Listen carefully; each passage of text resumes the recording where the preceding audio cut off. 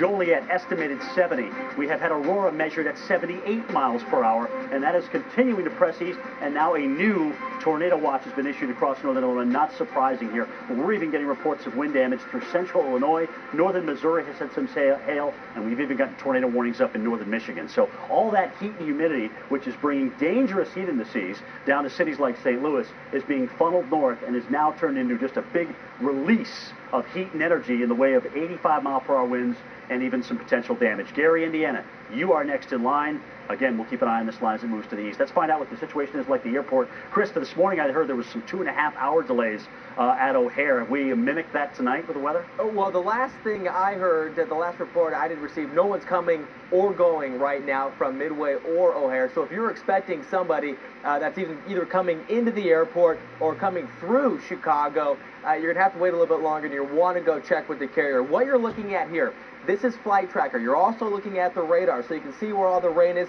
and all the storms.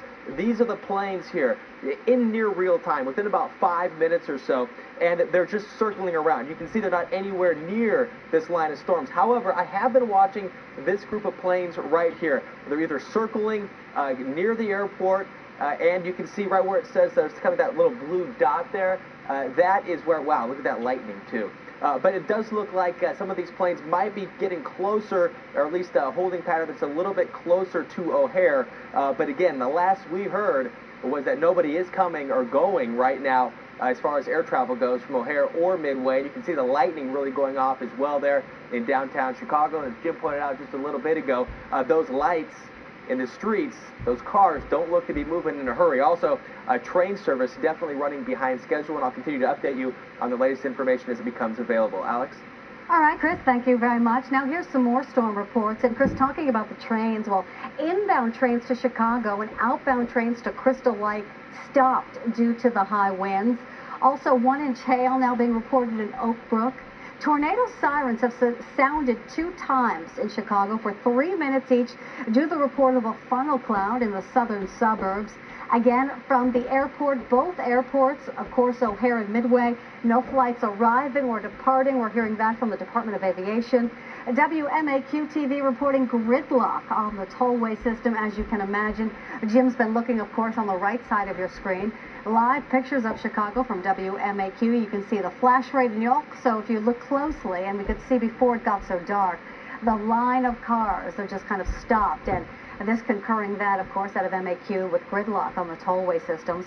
Also, it's not just Cook County, but DuPage, Naperville. They're reporting street lights down on Montgomery Road, Chicago. Also, a 15-foot tree snapped off. Large tree branches down on 59th Street between Cicero and Pulaski. Also, the storm capable of producing a tornado near Chicago Heights. This line moving east at 40 miles per hour. So, I mean, it is page after page, and certainly, Jim, quite a scary scenario. And you can see the kind of undulations of that line, and it really looks as though these winds, 80-mile-per-hour wind gusts, Midway reporting 73-mile-per-hour wind gusts. And with those strong winds in LaSalle County, that's just to the west, I-39, a semi-truck has been blown over. So in Joliet, 70-mile-per-hour wind gusts reporting at 6:10 local time. And in Kendall County, Jim, part of a roof has blown off. Trees flattened, hit a car with possible injuries there. So it is quite a night in and around the Chicago metro area. Yeah, absolutely unbelievable, Alexander. And you know, the proof is in the pudding sometimes when you get these cameras like we're seeing from WMAQ. You can see the line moving through. It is certainly improving up toward O'Hare and Elgin and Waukegan. We're seeing the storms pulling to the east, even though they're slow to clear Waukegan and through. So hang in there. Temperatures have dropped anywhere from 10 to 15 degrees. And, you know, even though it's certainly not brightening on this camera shot, you're seeing the lightning still flashing at some very, very high rates.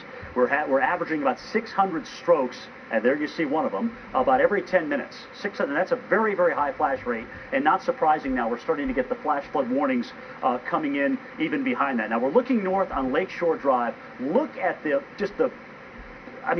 it's almost continuous headlights as far as you can see up Lakeshore Drive here because of basically just gridlock on the roads. When you get 2-inch-per-hour rainfall rates. Nobody is going anywhere. We see that again in interior Chicago as well. So just absolutely a horrible rush hour this morning. And again, this evening as these storms are moving on through. We've got problems at the airports. They're expected to continue until they can get that traffic in there. Certainly in the skies begin to clear out just a little bit. Still, again, heavy rain. Hi, everyone, and welcome back. Breaking news in here to Weather Center. We are looking at time-lapse photography of the storms as they approach from the south and west, Chicago, Illinois. Chicago under a tornado warning. The sirens there have sounded 2 times, including in the downtown area. They were heard in the Loop after a funnel cloud was spotted in the southern suburbs of Chicago. Biggest concerns are along and south of I-88 and the Eisenhower Expressway in southern Cook County and northern Will County.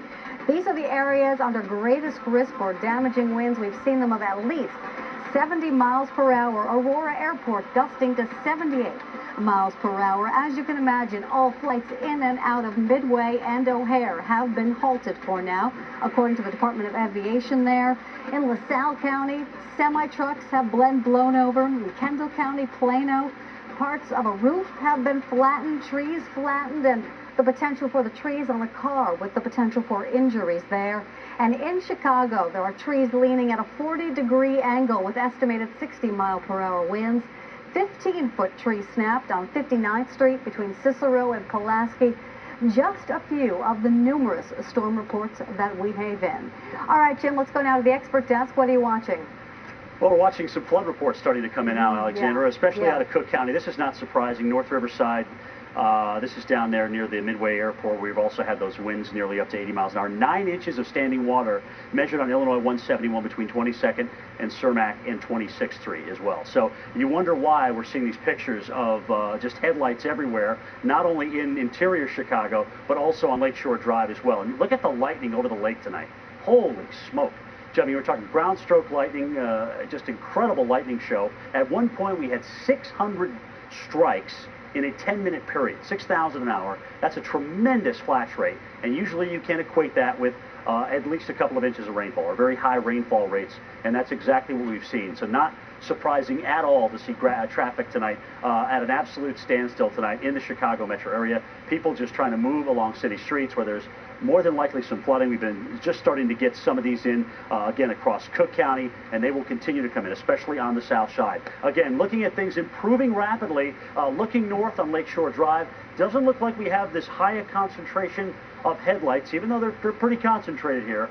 No question, still a lot of people trying to get home and trying to get on the move here. Estimated winds still 60 to 80 miles per hour. We still have a tornado warning out. Let's dissect this for you here just a little bit, again, as we look on the south side of Chicago. So north central Ford, Grundy, Iroquois, Kankakee, Livingston County, now with the tornado warning out. That's down toward Gary, looking at these little appendages coming in on the leading edge of the squall line. They can produce brief spin-ups. But folks, what you should be worried about overall is a core of 60 to 70 mile per hour winds, possibly greater, moving through northwest Indiana. Kankakee points south. We'll be right back. Well, breaking news. We are watching the threat for tornadoes in a line of 80-mile-per-hour winds move through Chicago, Illinois. So a very scary, Jim. Also, this just in from ComEd. At least 10,000 now without power in Aurora, Glenbard, Joliet, and Maywood. Also, no flights in or out of the airport, according to local aviation, and even the railroad, local railroad, kind of halting because of the high winds as well. And Alexander, traffic tonight in Chicago, again, many headlights as we look down to the south. Sure, I'm sure there's some street lights mixed in there as well. You look over the lake and just a tremendous light show tonight as the bulk of these storms is now moving out of Illinois. But look at Lakeshore Drive. It is a parking lot tonight because of an estimated 1 to 3 inches of rain in the Chicago metro area, not to mention winds 60 to 80 miles per hour. Still a dangerous night tonight. Cleveland, storms around Ashtabula County coming in with damage.